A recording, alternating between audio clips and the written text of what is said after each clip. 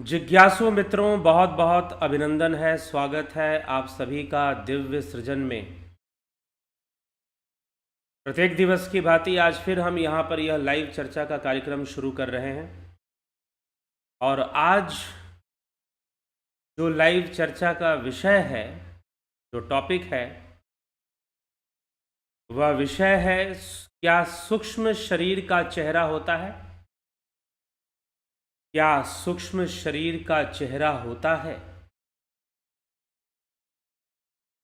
किसी जिज्ञासु ने यह प्रश्न किया है कि क्या सूक्ष्म शरीर का भी चेहरा होता है?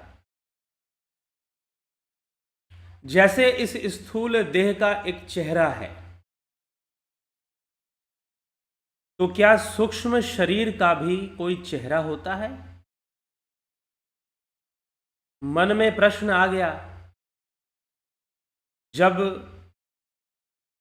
व्यवस्थित ढंग से किसी चीज के बारे में हमें ना पता हो तो निश्चय ही ऐसे प्रश्न बनना स्वाभाविक है। तो सूक्ष्म शरीर का चेहरा अगर होता है तो कैसा होता है, किस प्रकार का होता है? तो हम थोड़ा सा आज इस विषय पर विचार करेंगे और समझने का प्रयास करेंगे। अगर इस विषय को समझना है तो सर्वप्रथम हम यह समझें कि चेहरा क्या है, अर्थात हमारा मुखड़ा, हमारा चेहरा, हमारी कुछ लोग कहेंगे शक्ल, उर्दू भाषा में शक्ल कहेंगे, हमारा मुख आवरण, इसको चेहरा कहते हैं, शक्ल कहते हैं उर्दू भाषा में। लेकिन मुखड़ा या मुख आवरण, मुखारबिंद, इस तरह से हम संस्कृत भाषा में या शुद्ध हिंदी भाषा में जानते हैं। या मुख, कई भाषाओं में, भारतीय भाषाओं में इस चेहरे को सिर्फ मुख बोलते हैं। आसामी, बंगाली भाषा में, क्योंकि संस्कृत वर्ड्स ज़्यादा यूज होते हैं, जो लोकल लैंग्वेजेस हैं उनमें संस्कृत वर्ड का ज़्यादा प्रयोग होता है। तो मुख, हमारा जो चेहरा है वो है क्या? अगर ये बात समझ में आ गई तो यह भी समझ में आ जाएगा कि सूक्ष्म शरीर का चेहरा होता है या नहीं होता है। पहली बात तो आप ये समझिए कि स्थूल शरीर, सूक्ष्म शरीर, कारण शरीर, यह जीवात्मा की अवस्थाएं हैं जिनमें वो बना रहता है। अगर वो, जब भी जीवात्मा, जीव की अवस्था हमेशा इन तीन ही अवस्थाओं में बनी रहेगी। अगर इन तीनों से परे चला जाए, जागृत, स्वप्न, सुषुप्ति, स्थूल, सूक्ष्म और कारण, स्थूल में जागृत अवस्था है, सूक्ष्म में स्वप्न अवस्था है और कारण में सुषुप्ति अवस्था है। इन तीनों से परे जो अवस्था होती है वो तुरीय अवस्था होती है। वह स्वरूप ज्ञान की अवस्था है, अपने स्वरूप का ज्ञान होना, आत्मा का ज्ञान होना, ब्रह्म का ज्ञान होना, क्योंकि ब्रह्म ही आत्मा होकर स्वरूप है। तो स्वरूप की अवस्था बनना, तुरीय अवस्था में इन तीनों के प्रति साक्षी भाव आ जाता है, निष्काम भाव आ जाता है। साक्षी भाव कहने का मतलब, इनमें राग नहीं होता, वैराग्य आ जाता है। उसी को महर्षि पतंजलि ने परम वैराग्य कहा है योग सूत्र में। पतंजलि योग सूत्र में उसे परम वैराग्य 16वें 17वें सूत्र समाधि पाद में ऐसे बताया गया है। तो सूक्ष्म शरीर, स्वप्न अवस्था सूक्ष्म शरीर की अवस्था है। यह आप विवेक चूड़ामणि में आदि गुरु शंकराचार्य ने जब सूक्ष्म शरीर, स्थूल शरीर, कारण शरीर का वर्णन किया है तो उन्होंने स्थूल शरीर की अवस्था जागृत अवस्था बताई है, सूक्ष्म शरीर की अवस्था स्वप्न अवस्था बताई है और कारण शरीर की अवस्था सुषुप्ति अवस्था बताई है। आदि गुरु शंकराचार्य। तो अब सूक्ष्म शरीर से ही स्थूल शरीर अस्तित्व में आ रहा है। जब ये स्थूल शरीर नहीं रहेगा तो भी सूक्ष्म शरीर रहेगा, अर्थात मृत्यु होने पर यह स्थूल शरीर नष्ट हो जाता है और सूक्ष्म शरीर कार्य करता रहता है। तो सूक्ष्म शरीर हमारा मन, बुद्धि, चित्त, अहंकार, हमारे संस्कार, ज्ञानेंद्रियां, पंचभूत आदि गुरु शंकराचार्य ने जो बताया है। अब कोई कहेगा आपने ये वाला तत्व छोड़ दिया। अरे भाई, वो तो विवेक चूड़ामणि के आधार पर मैंने वर्णन किया है, वो तत्व उसी के अंदर समाहित हो गया, काउंट हो गया, उसको विशेष रूप से काउंट करने की जरूरत नहीं। तो 8 तत्वों से पुर्यष्टक शरीर बनता है। पुर्यष्टक शरीर को ही सूक्ष्म शरीर कहते हैं। तो अब यह जो चेहरा है स्थूल शरीर का, अब स्थूल शरीर के चेहरे को, जिसमें नाक है, हमारी आंखें हैं, हमारे होंठ है, गाल है, चिन्ह है, ठुड्डी है, मस्तक है, ये पूरा हमारे कान भी आ जाएगा इसमें।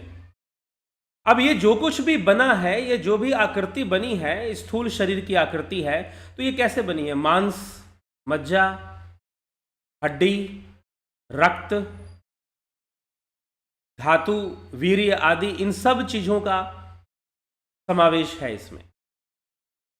तो इन सभी चीजों से यह जो शरीर है, यह जो स्थूल शरीर है, वो बनता है। तो हमारा चेहरा भी वैसे ही बना है, हमारा चेहरा भी वैसे ही बना है। तो यह जो चेहरा है, यह जो फेस है, किसी भी मनुष्य का फेस, उसका जो चेहरा है, जो हाड़ से बना है, जिसे आप कहते हो कि भाई देखने में बड़ा सुंदर लग रहा है, देखने में बड़ा कुरूप लग रहा है, देखने में लग रहा है कि ये दुष्ट प्रवृत्ति का व्यक्ति है। अब किसी के चेहरे को देखकर, फेस रीडिंग एक टॉपिक होता है, फेस रीडिंग। किसी चेहरे को देखकर आप बता दोगे कि फलाना व्यक्ति ये सोच रहा है या ऐसी विचारधारा वाला व्यक्ति है। किसी के चेहरे को देख को आप बोल सकते हो ये आदमी थोड़ा स्वार्थी, अहंकारी टाइप का लग रहा है, ये थोड़ा गुंडा टाइप का लग रहा है, ये थोड़ा शक्की मिजाज का आदमी है, हर चीज पर शक करने वाला है। उसकी चेहरे की बनावट, आईब्रोज, चेहरा मोड़ना, बोलना, हर चीज को जब आप देखोगे तो आप एक बता दोगे। अब कोई साधना करने वाला व्यक्ति कुछ ऐसा शांत प्रवृत्ति का, इसके चेहरे पर साधना का प्रभाव भी आएगा, फेस पर साधना का प्रभाव भी आना शुरू हो जाता है। जो आप योग साधना करते हैं, ध्यान योग करते हैं, तो चेहरा देखकर हम बहुत सारी बातें बता सकते हैं। कोई डिप्रेशन में है, अवसाद से ग्रसित है, तो चेहरा देखकर आप कह सकते हैं कि भाई ये डिप्रेशन में लग रहा है, टेंशन में लग रहा है, ये क्रोध में है। तो चेहरा देखकर आप बता सकते हैं कि वह क्रोध में है। तो इस प्रकार से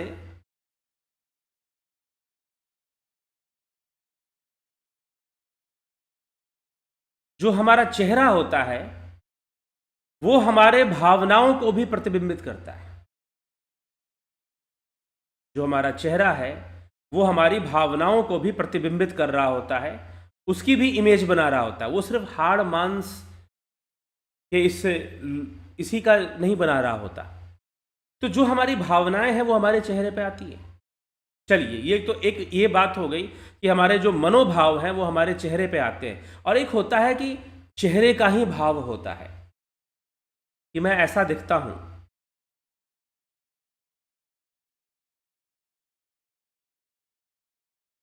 या मैं ऐसा हूं, मैं ऐसा दिखता हूं, या फिर मैं ऐसा हूं। आपके अंदर अपने प्रति, अपने मैं के होने का एक भाव होता है। कौन सा मैं? अब यहां पर मैं भी एक शरीर का मैं है, स्थूल शरीर का भी एक मैं है, सूक्ष्म शरीर का भी अपना एक मैं है। जो कि इस स्थूल शरीर के साथ अटैच है। तो सूक्ष्म शरीर में क्या होती है? सूक्ष्म शरीर में मनोभाव होते हैं, मन होता है हमारा, मन बुद्धि चित्त अहंकार इसके मुख्य अंग हैं। अंतःकरण चतुष्टय, हाँ, पंच तत्व भी हैं, पंच ज्ञानेंद्रियां, पंच कर्म इंद्रियां भी हैं, कामनाएं भी हैं, कर्म भी है, हमारे डिजायर्स, हमारे कर्म, यह भी हमारे सूक्ष्म शरीर का अंग है। तो यह सब हमारे सूक्ष्म शरीर का अंग बना हुआ है और इससे हमारा सूक्ष्म शरीर चल रहा है। तो हमारे होने का भाव, इस स्थूल शरीर के होने का जो भाव है, यह भी सूक्ष्म शरीर के साथ जुड़ा हुआ है, सूक्ष्म शरीर के साथ जुड़ा हुआ है। तो अब चेहरा क्या है? एक बहुत सुंदर घटना आती है संदर्भ में। एक इटालियन आर्टिस्ट था, चित्रकार था। कहते हैं कि उसने एक बहुत सुंदर चित्र बनाया, एक बच्चे का चित्र बनाया, नवजात शिशु का उसने चित्र बनाया। नवजात शिशु का उसने, वो बच्चा एक सच्चा बच्चा था, उसके मित्र का वो बच्चा था, और वह जो बच्चा था बड़ा ही सुंदर था, बड़ा क्यूट फेस था उसका, बड़ा ग्लोविंग, बड़ा क्यूट फेस, एक डिविनिटी उसके फेस पर दिखाई देती थी। अब उसने उस बच्चे का चित्र बनाया, पेंटिंग की, और चित्र बनाकर उसको जब बेचा तो वो बिकी और उसकी कॉपीज खूब बिकी। उस फोटो के कारण वो बड़ा ही प्रसिद्ध हो गया। वो फोटो कहने का मतलब वो जो चित्र था, उसने चित्रकारी की थी, बनाया था, उसे पेंट किया था उसको। वो जो पेंटिंग थी वो इतनी बिकी, हर व्यक्ति ने खरीदा कि वाह कितना सुंदर है, वाह किसका बच्चा है, कितना सुंदर है। सबने अपने दीवारों पर सजाया उस पेंटिंग को, घर घर में वो पेंटिंग पहुंच गई। अब चित्रकार को लोग बुलाने लगे कि आप आइए, मेरे बच्चे की भी फोटो बना दीजिए, मेरे बच्चे का भी चित्र बना दीजिए। उसकी डिमांड बढ़ गई, उसका डिमांड बढ़ गया और वो जगह जगह जाने लगा, बच्चों का चित्र बनाता। ऐसे करते करते कई चित्र उसने बनाए, बच्चों के ही ज़्यादा बनाए। समय बीत गया, लगभग 30 वर्ष बीत गए। 30 वर्ष जब बीत गए, चित्रकार की तो उम्र हो गई, 50 वर्ष की उम्र में चला गया वो, 50-55 की साल में की उम्र में चला गया, उससे भी आगे। तब जब बनाया था तो 22 वर्ष का रहा होगा। अब जो है 30 वर्ष बीत गए। 30 वर्ष बीतने के बाद चित्रकार के मन में आया कि मैं इतने दिनों से चित्रकारी कर रहा हूं, आर्ट कर रहा हूं, लेकिन मैं हमेशा मासूम बच्चे, सुंदर चित्र बनाया करता हूं। क्यों ना मैं कोई ऐसा चित्र बनाऊं जो लोगों को डरा दे,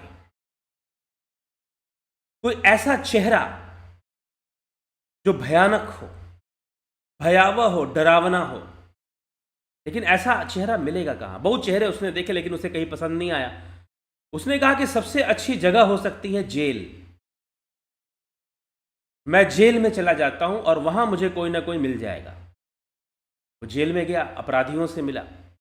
कई अपराधी तो बहुत ही मासूम दिखते थे, लेकिन एक अपराधी उसे दिखा, लाल आंखें, टेढ़ी भौवें हैं, उसकी भौवें टेढ़ी हो रखी हैं, ऐसे आंखें लाल हो रखी हैं,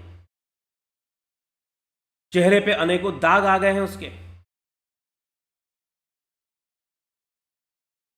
बड़ा भयानक सा उसका चेहरा, डरावना सा, उसकी आंखें देखकर कोई भी भयभीत हो जाए।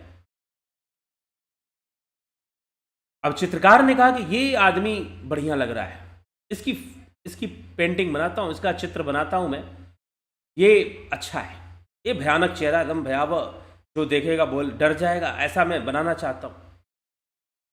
उसने उस कैदी से पूछा कि अरे भाई,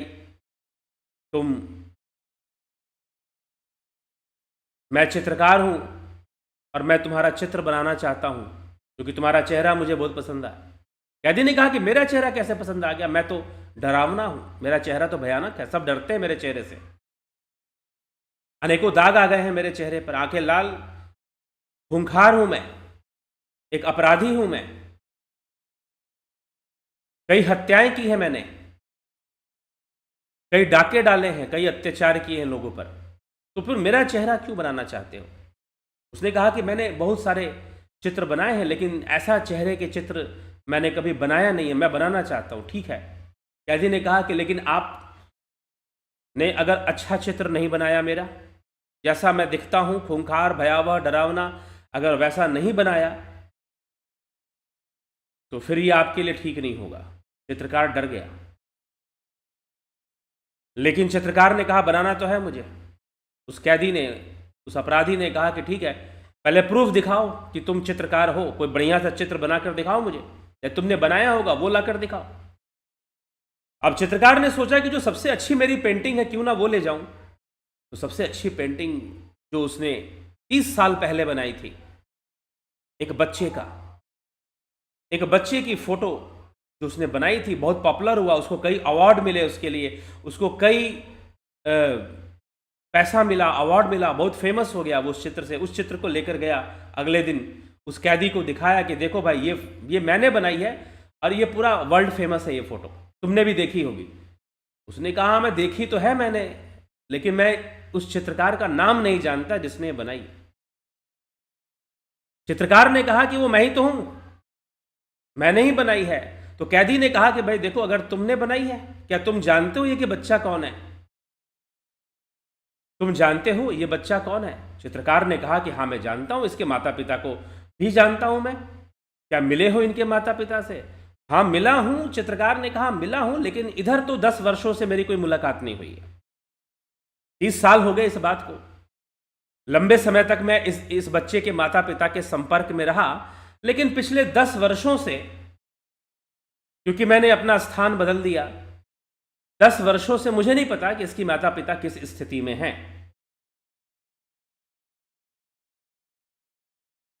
तो उस कैदी ने, अपराधी ने कहा कि क्या इस बालक से नहीं मिलना चाहते? ये बालक कौन है? ये अब कहां पर है? क्या करता है? क्या जानते हो इसको? बोला कि जानता था, लेकिन अब तो समय बीत चुका इतना, अब नहीं पता मुझे कि ये कहां पर रहता है, क्या करता है। उस अपराधी ने कहा कि चित्रकार महोदय, मुझे जरा गौर से देखिए, फिर से देखिए। जिस चित्र के लिए आपको बहुत ख्याति प्राप्त हुई, नेम फेम, पैसा, अवार्ड सब मिला, जिस चित्र को बनाकर इस मासूम से चेहरे को आपने बनाया, ये कोई और नहीं है, ये मेरा ही है, ये मैं ही हूं। ये मेरी ही फोटो आपने बचपन में बनाई थी।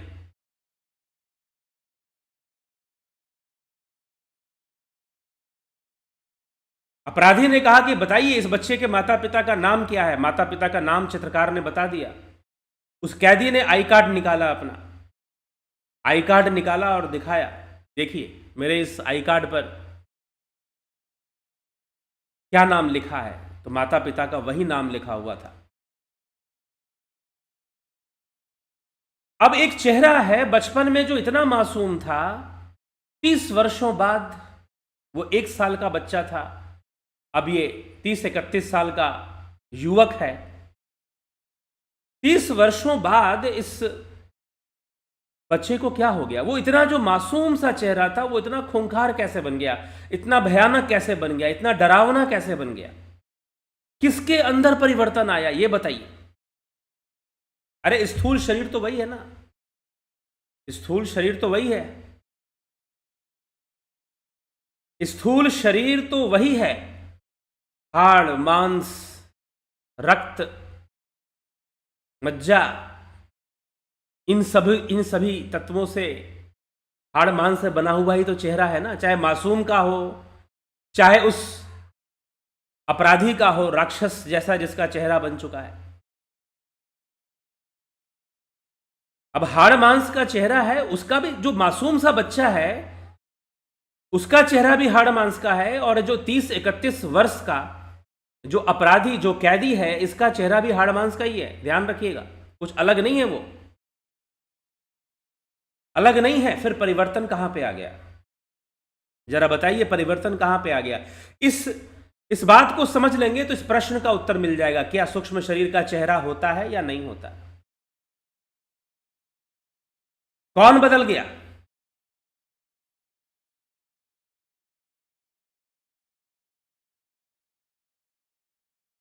कौन बदल गया, किसके अंदर परिवर्तन आ गया? तो विवेक से हम विचार करें तो परिवर्तन मनोभाव में आ गया। परिवर्तन जो है कहां पर आ गया? मनोभाव में आ गया। मन की भावनाएं बदल गई। बच्चे के अंदर एक मासूमियत थी, अब वो मासूमियत कहां चली गई?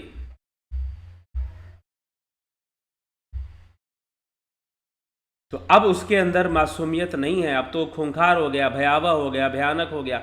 मनोभाव बदल गए। परिवर्तन किस में आया? सूक्ष्म शरीर में आया। कर्म कौन करता है? सूक्ष्म शरीर करता है। स्थूल शरीर कर्म नहीं करता है। स्थूल शरीर सिर्फ माध्यम बनता है कर्म का। स्थूल शरीर भोग का माध्यम बनता है, कर्म फल को भोगने का माध्यम बनता है। स्थूल शरीर भोगों को भोगने का माध्यम बनता है, कर्म करने का माध्यम बनता है। लेकिन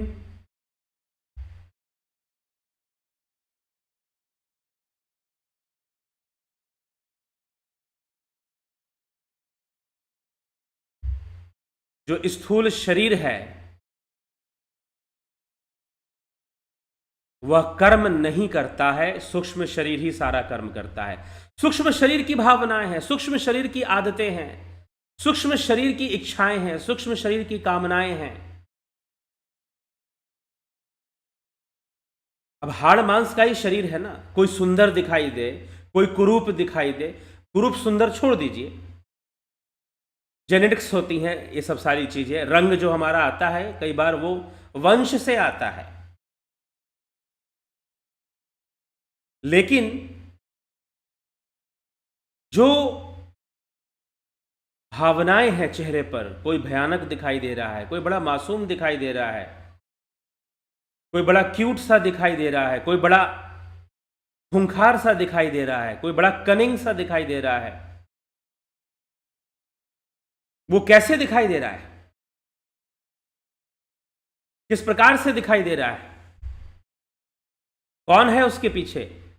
आपका मनोभाव है, आपके विचार हैं, आपके मन में चलने वाले विचार हैं। आप किन भावनाओं का चिंतन बार बार कर रहे हैं?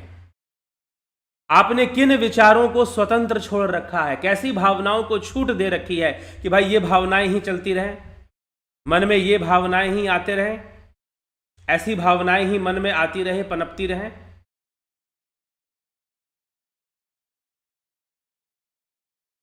तो जब हम भावनाओं को छोड़ देते हैं, भावनाओं को छूट दे देते हैं,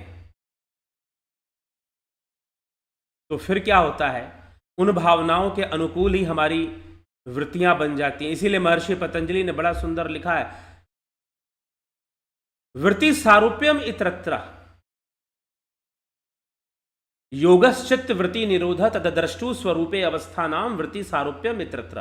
अर्थात योग क्या है? चित्त वृत्ति का निरोध, और चित्त वृत्ति के निरोध हो जाने पर स्वरूप की अवस्था बनेगी। लेकिन अगर ऐसा नहीं हुआ, अगर चित्त वृत्ति निरुद्ध नहीं होते तो फिर क्या होगा? अगर चित्त वृत्ति निरुद्ध नहीं होते तो फिर क्या होता है? फिर जो है वृत्ति सारूप्यम इतरत्र, अर्थात वृत्तियां ही हमारा स्वरूप हो जाती। हमारा पूरा व्यक्तित्व जो है उन वृत्तियों के वशीभूत हो जाता है। हम उन वृत्तियों के वशीभूत रहकर फिर कार्य करते हैं, और हमारे चेहरे पर, हमारे पूरे व्यक्तित्व में उन वृत्तियों का प्रभाव दिखाई देता है। जो वृत्तियां हमारे ऊपर हावी रहती हैं, जो संस्कार हमारे ऊपर हावी रहते हैं, जो विचार हमारे ऊपर हावी रहते हैं, वो हमारे चेहरे पर, हमारे व्यक्तित्व में दिखाई देना शुरू कर देती हैं। लेकिन व्यक्तित्व किसका अंग है? स्थूल शरीर का? जी नहीं, सूक्ष्म शरीर का। अब आजकल क्या है कि कोई बॉडी वॉडी बना ले तो हम कहेंगे भाई उसकी पर्सनालिटी अच्छी है ना। पर्सनालिटी क्या है? Type of a person you are, type of a person you are. आप जिस प्रकार के व्यक्ति हैं वही तो आपका व्यक्तित्व है, और आप किस प्रकार के व्यक्ति हैं इसका निर्धारण आपके विचारों से होता है, आपके मनोभाव से होता है, आपके संस्कारों से होता है। कि आप किस प्रकार के व्यक्ति हैं, आप कैसे व्यक्ति हैं। तो इसलिए हमें इस विषय पर विचार करना चाहिए। तो अब सूक्ष्म शरीर का यह विषय है, तो अब बताइए कि सूक्ष्म शरीर का चेहरा होता है कि नहीं होता है। अब समझदार को तो इशारा काफी है। क्या सूक्ष्म शरीर का चेहरा होता है? बिल्कुल होता है, क्यों नहीं होता? इसलिए होता है क्योंकि उसी में तो बदलाव आ गया, एक मासूम और एक खूंखार। मासूमियत, हाँ, छोटा बड़ा होना एक अलग बात है कि बच्चा छोटा है, ये 30 साल का उम्र का, लेकिन 30 साल के बहुत सारे लोग हैं, उनका तो खूंखार चेहरा नहीं हो रहा है। लेकिन इसके मनोभाव, इसकी आपराधिक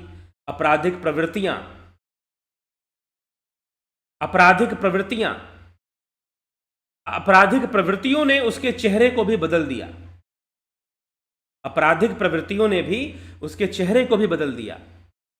लेकिन ये जो आपराधिक प्रवृत्तियां हैं, कर्म करने की जो प्रवृत्ति बनती है, गलत कर्म सही कर्म करने की जो प्रवृत्तियां हमारी विकसित होती हैं, ये सब सूक्ष्म शरीर का अंग है।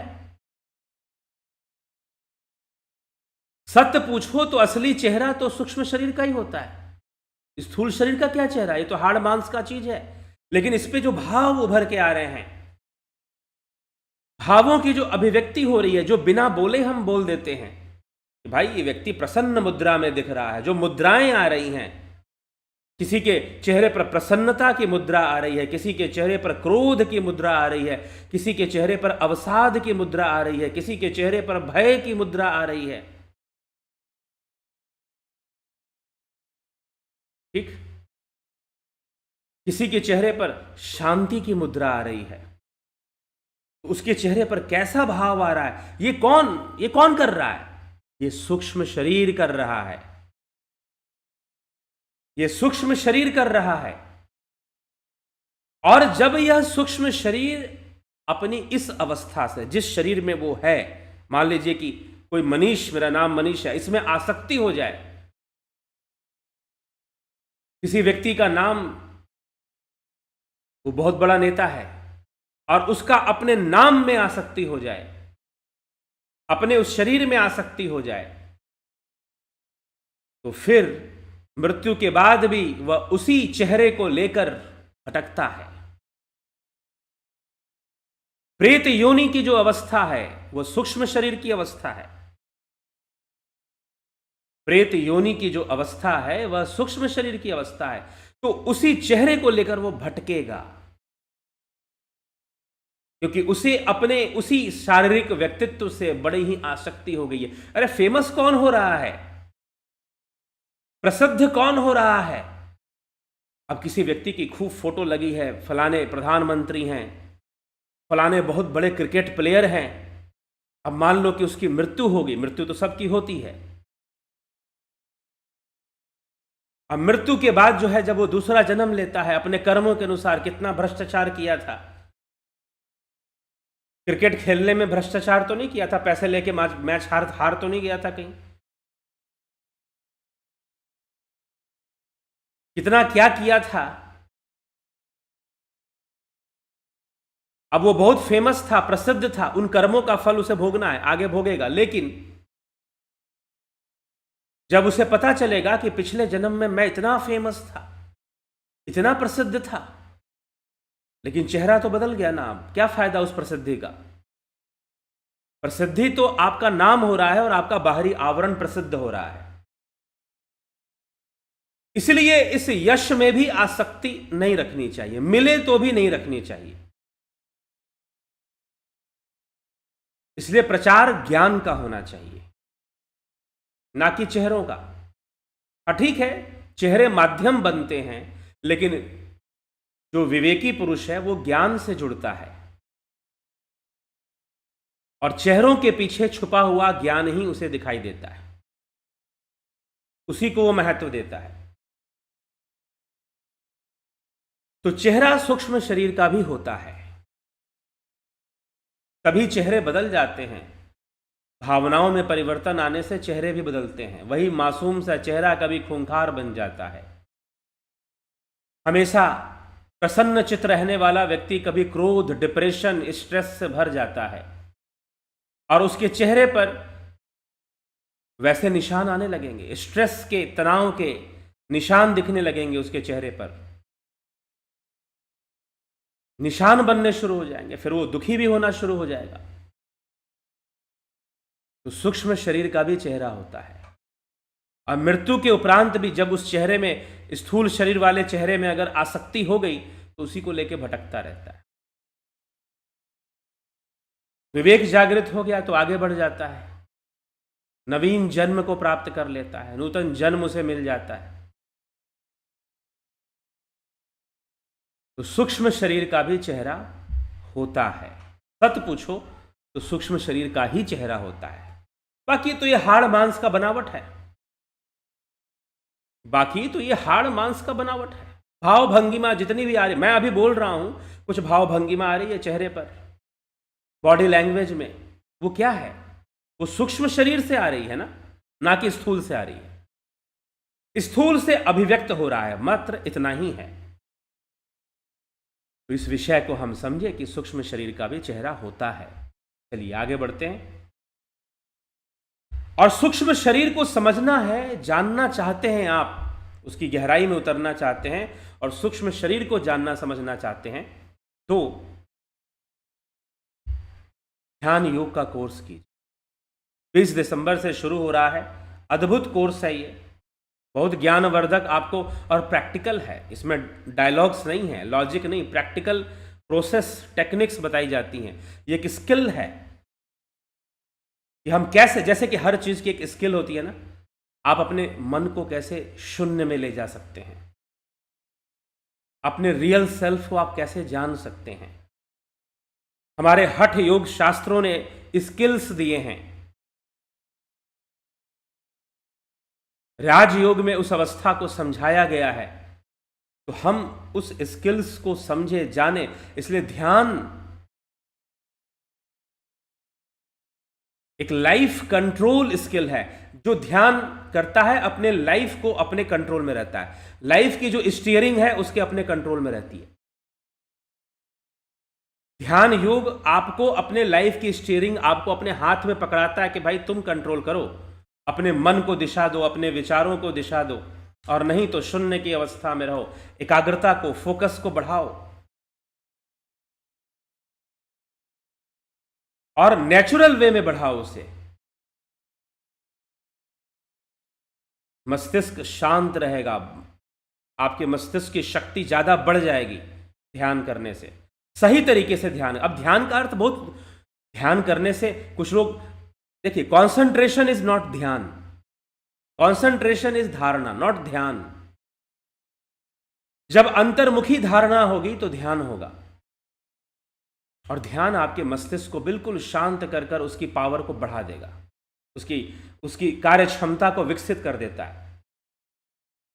ध्यान जो है आपकी प्रोडक्टिविटी को बढ़ा देता है। अगर हम सांसारिक बातें करें, आपकी प्रोडक्टिविटी को बढ़ा देता है, आपकी जो वर्क स्टेमिना है, मेंटल वर्क स्टेमिना, फिजिकल की बात नहीं कर रहा मैं, mental work stamina, mental work stamina रहेगी तभी ये फिजिकल बॉडी भी सही से काम करेगी।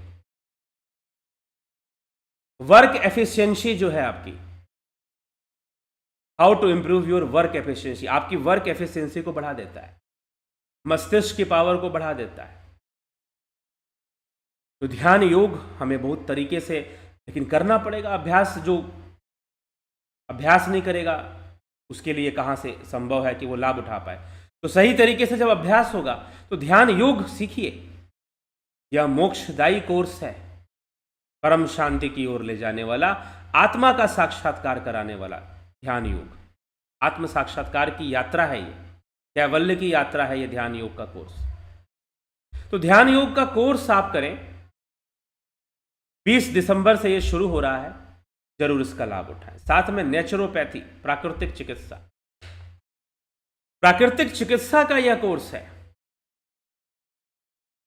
इसको भी आप कर सकते हैं। शरीर को स्वस्थ रखने के लिए अनिवार्य है ये कुछ ऐसी जानकारियां जिसको हम प्राकृतिक रूप से अपने लेवल पर खुद अपने ऊपर अप्लाई कर सकते हैं। इसलिए लिखा गया है कि only in naturopathy patients becomes doctor. हाँ ठीक है, वो एलोपैथी डॉक्टर नहीं बन जाएगा, आयुर्वेदिक नहीं बन जाएगा, लेकिन अपना ध्यान खुद रखेगा। बहुत हद तक वो बीमारियों को दूर रखने में, हद तक मतलब छोटा मोटा हद नहीं, बहुत बड़ा डिफरेंस आ जाता है इस कोर्स को करने के बाद। क्योंकि नेचुरोपैथी डिटॉक्सिफिकेशन प्रोसेस पे काम करती है। कैसे बॉडी के अंदर जो विष जमा हो रहा है उसको बाहर निकालो, बीमारियां क्यों होंगी, होंगी ही नहीं। और फिर ध्यान में सहयोगी हो जाता है, ध्यान में सहयोगी हो जाता है, इसलिए यह कोर्स करना चाहिए। दर्शन का कोर्स, सांख्य क्या है, अद्वैत क्या है, द्वैत क्या है, यह सभी विचारधाराएं जो हैं इस कोर्स के अंतर्गत दिए जाते हैं। पाश्चात्य रेशनलिज्म क्या है, एम्पेरिसिज्म क्या है, आइडियलिज्म क्या है, एग्जिस्टेंशियलिज्म क्या है, अस्तित्ववाद क्या है, डायलेक्टिक थ्योरी क्या है, ठीक, तो इन सब चीजों की जानकारी भी वेस्टर्न फिलॉसफी और विस्तार से भारतीय दर्शन को इसमें बताया गया है।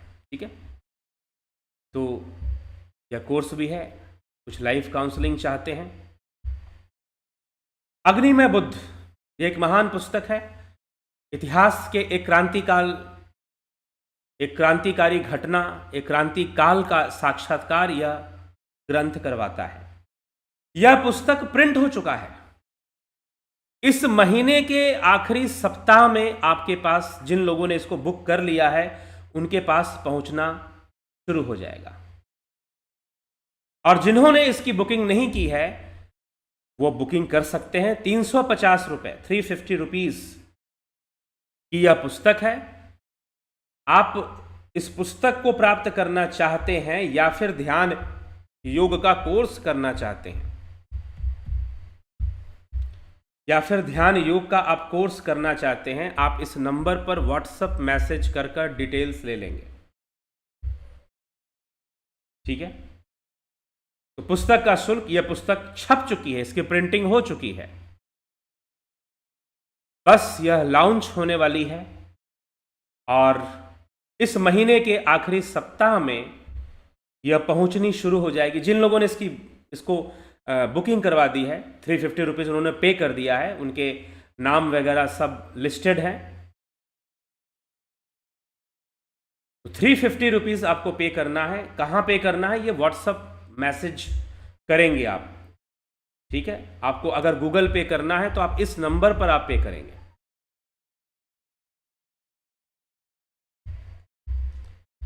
एक और नंबर मैं आपको दे रहा हूं, यह गूगल पे नंबर है। इस नंबर पर आप पे करके व्हाट्सएप आप कर सकते हैं। बेहतर है आप व्हाट्सएप मैसेज करके डिटेल्स ले लीजिए। और यह ग्रंथ क्या है, इसके ऊपर हम वीडियो पहले ही बना चुके हैं, आगे भी आपको किसी न किसी वीडियो में जरूर बताएंगे कि यह ग्रंथ क्या है। और यह इतिहास का एक क्रांति काल की यह एक घटना है, एक दार्शनिक क्रांति हमारे देश में आती है। बौद्ध दर्शन, वैदिक दर्शन, इन सब को मिलाकर जो क्रांति होता है, बौद्ध दर्शन का एक पतन शुरू हो जाता है। वह बौद्ध दर्शन जो शुरू हुआ और फिर बाद में 1000 वर्षों की यात्रा पूर्ण करने के बाद सम्राट अशोक वर्धन मौर्य से लेकर सम्राट हर्षवर्धन तक लगभग 900 वर्षों का यह काल है। बौद्ध संप्रदाय विकसित हुआ, पहले तो सनातन धर्म की एक शाखा के रूप में विकसित हुआ, बाद में एक अलग संप्रदाय वैदिक मत से अलग, अपने रूट से अलग होकर एक अलग पहचान बनाने की कोशिश बौद्धाचार्यों ने कर दी, और धीरे धीरे बौद्धाचार्यों को यह बहुत भारी पड़ने लगा और बाद में चलकर और भारी पड़ा। ये पूरी कहानी क्या है ऐसे समझ में नहीं आएगा, तो हम ये क्यों हुआ, कैसे हुआ, किस तरह की घटनाएं घटनी शुरू हो गई, परिवर्तन आने शुरू हो गए, और उस परिवर्तन में एक बहुत बड़ी घटना, आचार्य कुमारिल भट्ट जो कि एक बौद्ध भिक्षु थे, उन्होंने नालंदा के कुलपति को शास्त्रार्थ में पराजित किया। किस प्रकार से पराजित किया, क्या हुआ, पराजित करने का असर क्या पड़ा, तो बहुत सारी ऐसी घटनाएं घटी और शास्त्रार्थ की यह कहानी है, तो इसलिए हमें इस पर विचार करना है